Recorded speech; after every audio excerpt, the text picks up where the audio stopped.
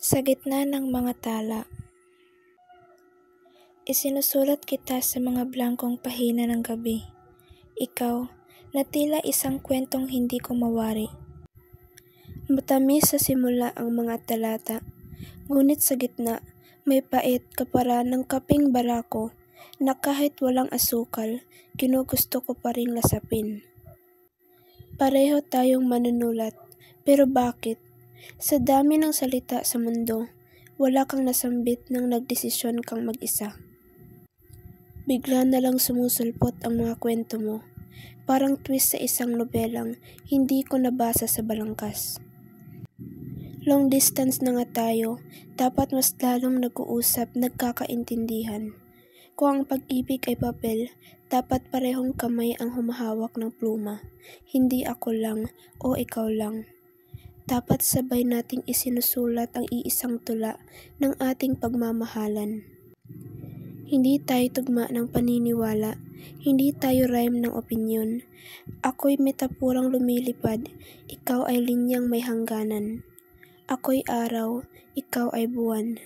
Magkasalungat man sa anyo't anyaya, sana'y iisa pa rin ang damdamin sa pag-ibig. Mahal kita, iyon ang totoo.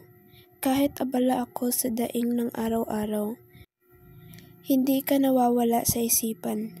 Kahit ilang ulit mo nang inulit ang tampot sungit, kahit sorry mo yung parang chorus ng awiting pabalik-balik, isinusulat ko pa rin ang mga alaala mo. Kahit may lamat na ang papel. Hanggang sa isang araw, nagdesisyon kang tumigil sa pagsusulat. Walang pasabi, walang tuldok, walang closure. Biglang nawala. Parang editor na iniwang bukas ang dokumento at hindi ko alam kung babalik pa. Pero paano na ako? Ganun lang ba iyon? Sa huli, naiwan akong nakabitin sa ere. Subalit, ako'y mananatiling may pag-asa. Patuloy na magsusulat, hindi na para sa'yo, kundi para sa sarili ko.